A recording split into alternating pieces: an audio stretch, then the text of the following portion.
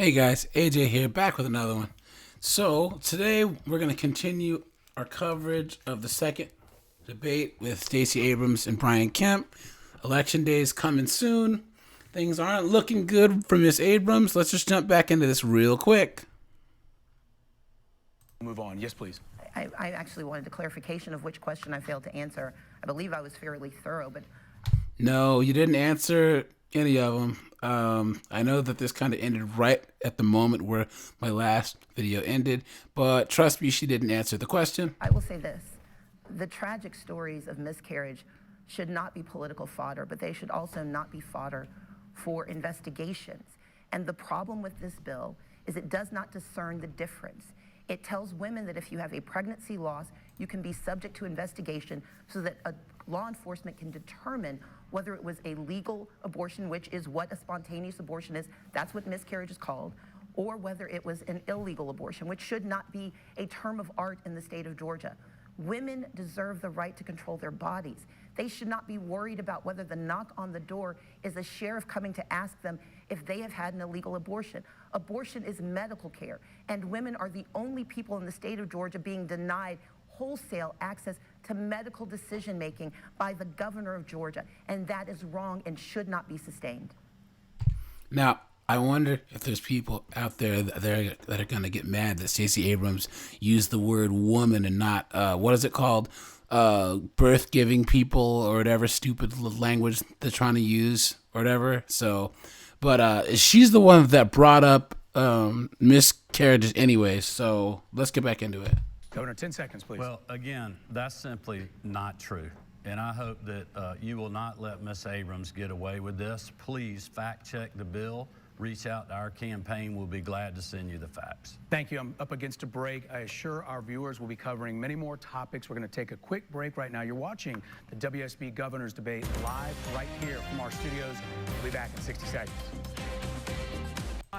A state to do business. And let's bring in WSB's Condace Presley for our next question. Thank you, Justin. And thank you, candidates, for being with us tonight. While Georgia may be the best state to do business, a lack of affordable housing, especially houses at that $300,000 price point or below, the lack of those homes threaten to hinder Georgia's efforts to attract even more business to the state. As governor, what is your plan, and this question is for both candidates, what is your plan to create more affordable housing here? Governor Kemp. Well, I would just tell people it's, first I want to talk about my record. We've given out $750 million in housing assistance grants over the last couple of years. We also just completed over a $100 million grant process so that people could make competitive grants to receive this funding. Organizations like Habitat for Humanity in our hometown of Athens got one of those. They got a great product that they're doing to help with affordable housing issues. The other thing that you need to focus on is making sure that people have economic opportunity in all parts of our state. A lot of this deals with local zoning issues and other things that go on at the local level. My focus is on making sure that people have a good paying job. The two historic years we've had for investment. I want to stop this here because I almost missed that part. So he was talking about zoning, and that is a big deal because there's certain places that I've lived. So like I used to live down in Texas, and there are times where they do the zoning wrong, and you end up with people living in certain areas they can't afford, or businesses with jobs that can provide jobs that allow people to live are zoned in a certain way to where they're really far away. So that doesn't work. So zoning is a big issue. And I do like where he's going with job opportunities, because he did say it in his previous part of this debate that they did have record economic growth. So you can say that that he's helping housing by paying people more. It is what it is. And jobs in our state. The projects that we're doing, and probably 95% of the jobs that go with them, are higher than the county average. Plus, they have good benefit packages, health insurance, 401ks, and other things, giving people the economic prosperity. And that's why we've seen wages go up in our state. We continue to be in the fight with locals right now on workforce housing and other things. especially around our economic development projects in places like LaGrange, where the Hyundai project's going, up in northwest Georgia around the Roper plant and other places. But it's going to take a public-private partnership, state and local, to be able to do that. I also think that both of them, their answers might be a little bit moot because inflation's driving the home prices up. Well, the COVID thing and the current COVID economy is what's driving up the housing prices. So, I mean, that's kind of an X factor there. First and foremost, the inability of local governments to address affordable housing is coming about because the state of Georgia will not allow them to. It is illegal in the state of Georgia for local governments to change certain laws. They are not permitted to enforce housing issues. They are not permitted to change certain financing issues. And they have turned to the government again and again for the last 20 years and been turned away by this governor and by this state legislature. And we know that the money that has been deployed in the last few years is COVID money. Federal Democrats delivered that money, not Brian Kemp. And we know that he's currently sitting on more than $400 million in affordable housing assistance to stop evictions and refusing to deploy that money. There's a 60% rejection rate. WSB actually did a very fantastic story about it, so I encourage people to look it up. But let's understand that there are 4 issues in Georgia: affordability, inventory, gentrification, and homelessness. He does not have a plan to address any of those issues directly. By refusing to put money into the state budget to tackle these issues, he is not solving the problem. Piecemeal solutions and stopgap dollars does not mean that you have a plan. And Brian Kemp has failed to do anything on real estate except make money off of it as governor. He's made hundreds of thousands of dollars in real estate and recently told a black radio forum when he was asked whether he would allow local governments to tackle the issue of affordable housing through giving them more control over housing prices. He said no, he didn't want to upset investors. I'm not running for investors, I'm running for Georgians. And when 30% of the housing is being bought out by equity investors, we need a governor who's going to put Georgia families, Georgia workers, Georgia veterans, Georgia seniors first. Now, I agree there that she did say that 30% of the properties are being bought up by investors. And that is causing an issue everywhere around the United States. But at the same time, what measures, I wonder, does she plan on putting in place to stop people from buying property? You know, like, it might not sound good to let investors buy, but at the same time, who is the government to tell anyone that they can't buy certain properties? Like, that's a lot of power to give the government. Let's get back into it. Well, obviously, again, Ms. Abrams continues to attack my record because she doesn't want to talk about her own. I did not say those things, by the way. It sounds to me like... Brian Kemp needs to get a shirt that says she's attacking my record because she doesn't want to talk about her own. She wants to be able to run the private sector businesses that are out there. But listen, the federal money we were using is because our state was open when Stacey Abrams wanted more lockdowns. We didn't have to use federal money for lost revenues. We could pour that money back into local communities, which is what we've been doing for affordable housing, for rural broadband grants, for infrastructure grants.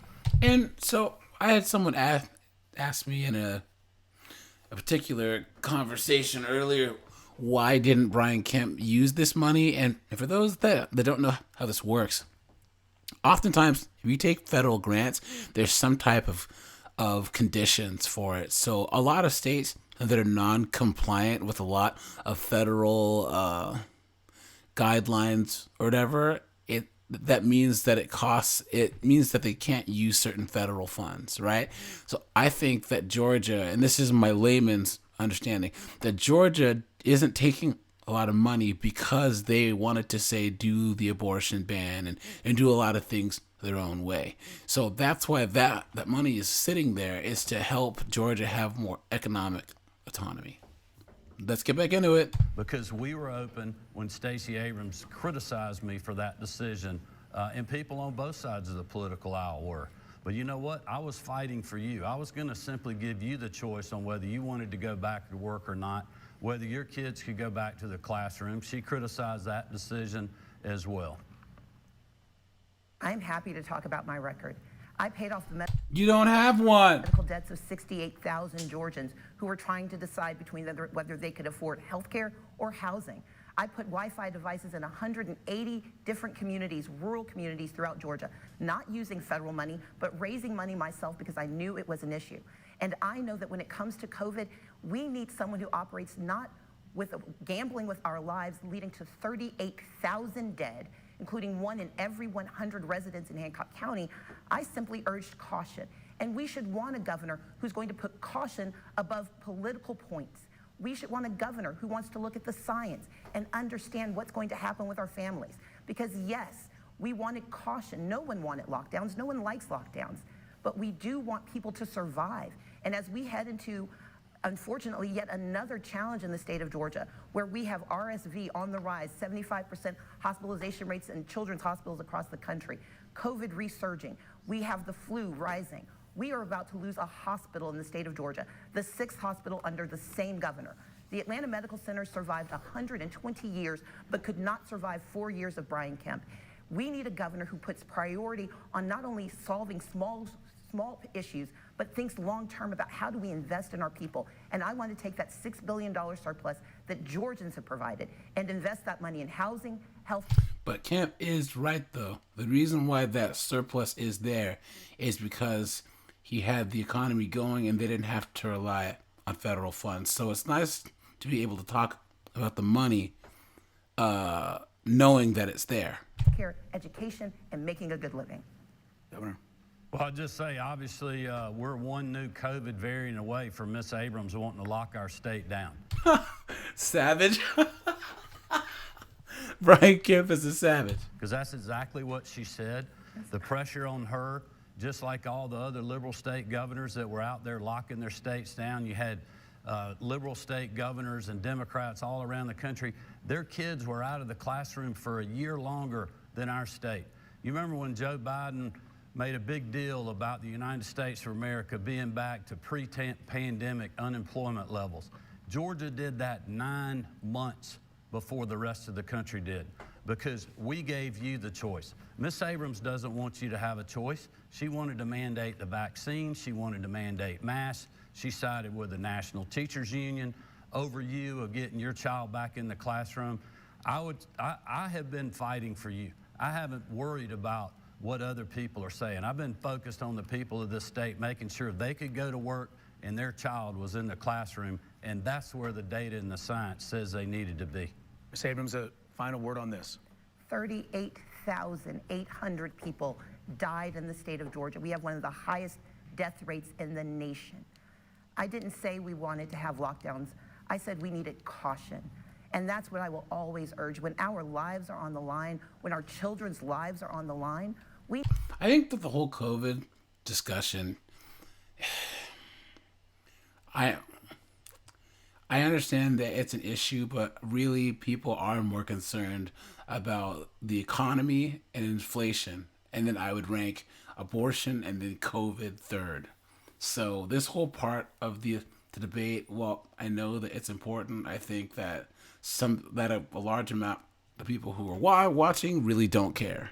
We need caution. We need caution in our gun laws to make certain that dangerous people. How do you go from COVID to gun laws? People aren't allowed to have weapons, but this governor doesn't believe in caution. He believes in being first. He believes in not taking responsibility, and he does not believe that we should have the responsibility to ensure that everyone has a chance to thrive. In the state of Georgia, yes, we reopen soon, but he passed a law to protect corporations by making it illegal for workers to sue their bosses if they didn't have access to protection. I will always stand on the side of Georgia workers, Georgia families, and Georgia children. I will always operate with caution, with science, and with common sense. No one wants lockdowns. No one wants to have to shut down the economy, but we should never put anyone's life on the line just to be first. Briefly. Well, I just feel like I need to have time to answer this whole firearm question because she keeps bringing it up. Thank goodness. All right, let's talk guns. We haven't asked, the question hasn't been asked. Let me tell you something. The law right now is the same as it was 2 years ago about who can lawfully carry a weapon or not. For Ms. Abrams to say that the legislation that we signed to let you protect your family and your businesses to your Second Amendment rights is just absolutely not true. People that illegally can't carry guns, the law's the same as it was before constitutional carry passed. And I got news for you. The criminals, they don't care what the laws are. They already got the absolute facts. And I'm going to go off on a tangent here, and I'll probably end this a little bit early and then do 3 parts. I am one of the most pro Second Amendment people that I know. And I'm going to tell you why. People act like guns are just this terrible thing, but being black, in history, black people have benefited from gun ownership more than almost anyone else. When black men first got the right to vote, way back in the 1800s, it was in a church in Alabama, and the Ku Klux Klan came and were trying to surround the church and stop the vote. But these black men's wives were outside with guns, and they were protecting the church while they were voting. Black people oftentimes have to live in really bad neighborhoods with really bad people, and there needs to be the ability for law-abiding black citizens to own guns to defend themselves. Also, if they did pass some law, let's just say that somehow they could amend the Constitution and get rid of the Second Amendment, whose guns do you think that they would come for first? First of all, it would be the poor or the middle class, whites and blacks, but usually the blacks. Because, oh, sir, Jamal, we're gonna pull you over. Do you have a gun in the car? You know, they're not gonna go to the rich neighborhoods and get the guns. They're gonna go to the poor black ones and then the poor white ones, and that's it. So I think that any state should have really, there should be background checks, but all in all, I'm pro Second Amendment, and anyone who isn't, you don't know what the fuck you're talking about. the guns. The problem was law-abiding citizens couldn't get a dang permit from the local government because governments were shut down. They were slow paying the permitting process. The law is still the same that's out there. And all I'm doing is giving people the ability, if they would like to conceal carry to protect themselves, their property, and their families. And the record is that Ms. Abrams, when she was in the General Assembly, she co-sponsored legislation to actually confiscate your guns. So not even give you the ability to get the permit, she was gonna come and take your guns. That's what people should be scared of. Mr. Kemp, once again, is mischaracterizing what I've said and what I've done. At the time, we were talking about assault weapons after more children had been murdered in their classrooms and families were terrified for their future. Well, here's the thing, and I'm going to end here. This whole assault weapons ban. So for anyone that made it this far in the video, assault rifles, I believe, in 2019 only killed like 370 people. Handguns kill over 50,000 people a year. Handguns are the main killers of women, minorities, veterans, etc. So this whole thing where Democrats want to ban assault weapons is all a political stunt. It's not going to do anything. It's not. Handguns are the major killer of most people. So until anyone talks about that, they're not even trying to do anything. It's just a political win, and all they're trying to do is just pull on your heartstrings. Don't buy the bullshit because the price is too high. You guys, this is AJ. I'm out. Stay safe, and we'll do part 3 tomorrow.